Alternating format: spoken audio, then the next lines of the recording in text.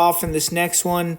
And for Adam Fugitt, it's been over a year since the last time we saw him. He's 36 years old, so this is do or die for him.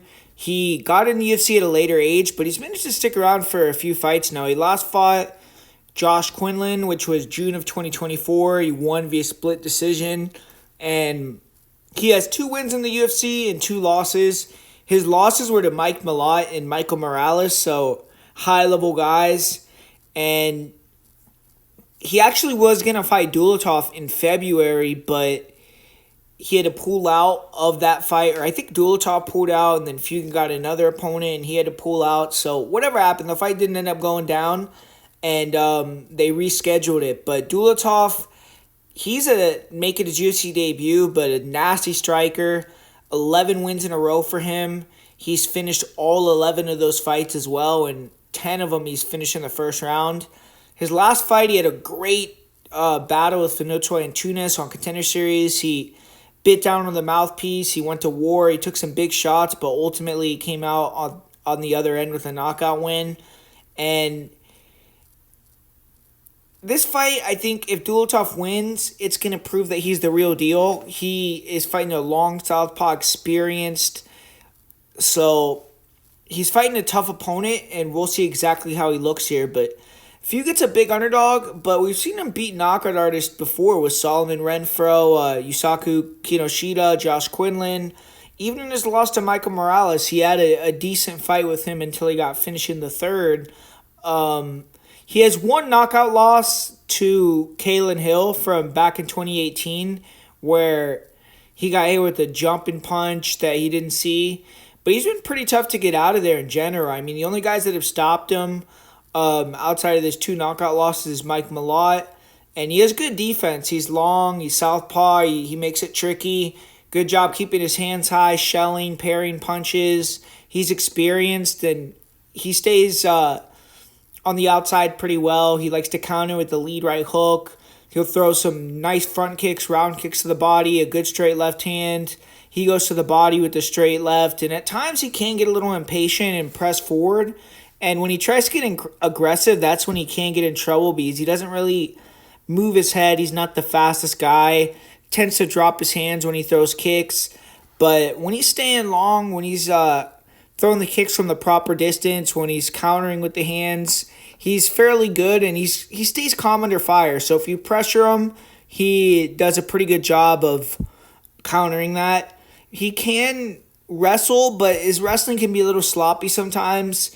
He did get a nice takedown in the first round on Michael Morales, and it seemed like, in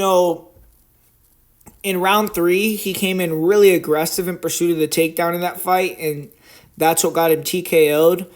But he can catch kicks and hit takedowns. He can get body locks.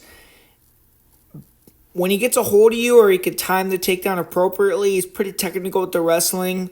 It's just closing the distance to wrestle is where his issue is. But in top position, he looks really good. He has nice control, length. He has 3 submission wins. And he's only been submitted against Mike Malott, and that was after getting hurt really bad on the feet. But Fugitt's cardio is good as well. And he's going to want to extend the fight, and we'll see how he does if he can get into the later rounds. But Islam Dulatov, this guy's been a menace in his MMA career thus far. He shows no respect to his opponents. He'll walk them down. He just serves them up.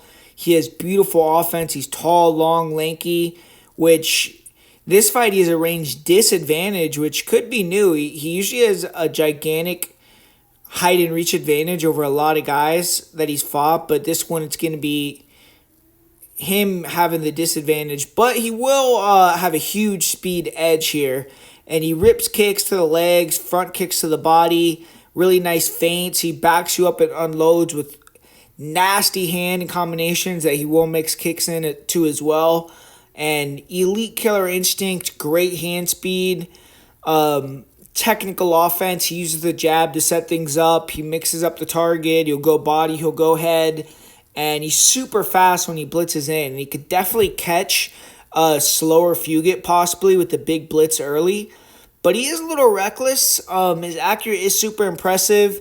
He's been able to take some shots, eat them, and then keep throwing and knock people out.